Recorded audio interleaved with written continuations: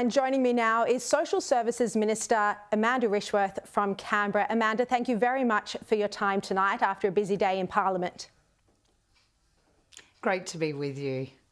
Now, Minister, I want to start with the big news today, the 10th rate rise from the RBA. This is going to be hurting many Australians. Do you think RBA Governor Philip Lowe is being too aggressive with rate rises, and are you concerned this could push us into a recession?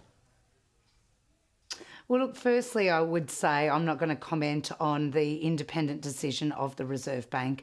The Reserve Bank has been set up as an independent decision-making authority, and I think I'm not going to be able to comment on the specific rate rises and their decision-making. But I would say there's no doubt that, of course, rising interest rates people do feel it, whether you be a business owner or a homeowner. This is a very difficult time for many, and so as a government we've got to make sure that we take responsible action when it comes to supporting people with cost of living. But as the Treasurer has said, we have to do that in a way that doesn't add to inflation, and that's exactly what we did with our decision around supporting people with energy or the cost of energy through our decision that we made. Okay. Your government today has made changes to franking credits. Isn't this a broken promise?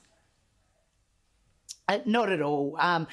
Let's be really clear that the arrangements of franking credits that individual investors can then get a refund for have not been changed whatsoever under the legislation.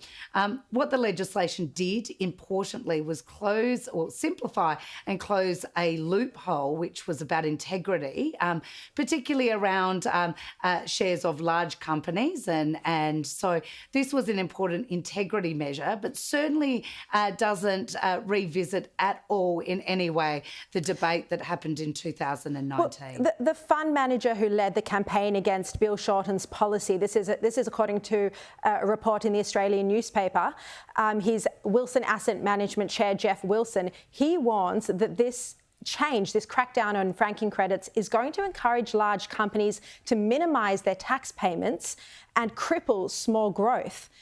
Isn't this real concern that businesses and fund managers are expressing today? Isn't that valid?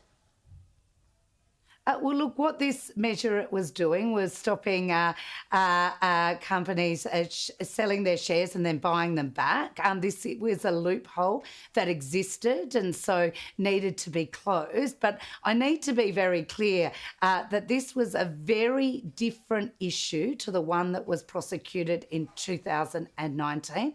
Obviously, this gentleman has a range of different interests in franking credits. But if we are reflecting back to the decision in 2019, which we have not revisited as a government, the arrangements and legislation does not prevent individual investors from applying for a franking credit refund. I want to move on to your portfolio. You introduced some groundbreaking legislation yesterday, 26 weeks paid parental leave. Do you think this is going to have a tangible difference in equality with parents and getting women into the workforce? Look, our first tranche of paid parental leave was very, very important because what it did was it firstly supported more families to avail themselves of paid parental leave. So previously the means testing was just on the birth mother. It didn't take into consideration the family income. What our changes have done have enabled a choice. Whichever means test better suits your family, you can access. So we're opening the door and that improves gender equality because previously women that were the high income earners, and if their partners were lower income earners, they got punished without their family being able to access paid parental leave. So we've changed that, and we've also encouraged shared care. So I do think this is going to improve women's workforce participation. The results are in from 2011. It has improved it. So I do think we will see an ongoing improvement, because keeping that connection with the workforce is really important. One of the other really big things in your portfolio is tackling violence against women. It's obviously International Women's Day tomorrow. What more are you planning to do to try and address this shocking issue, particularly of women who are dying in domestic violence cases? Yeah, look, the statistics are still absolutely shocking. We have one woman dying every 10 days at the hands of their former or current partner. So in terms of what we're doing, we launched our national plan to end violence against women and children in a generation, and there's a lot to do to get that done. So we are currently investing, and we're out looking for partners to build more safe places for women to actually seek refuge. But we are also trying to change the attitudes out there as well.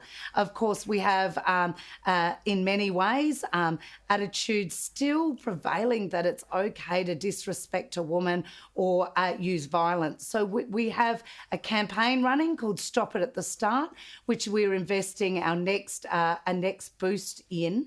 That is really critical to change perceptions as well. So look, we've got to invest right across from prevention to response to healing and recovery. But we've got a number of initiatives underway that are doing just that. All right. Amanda Rishworth, Federal Social Services Minister, thank you very much for your time this evening.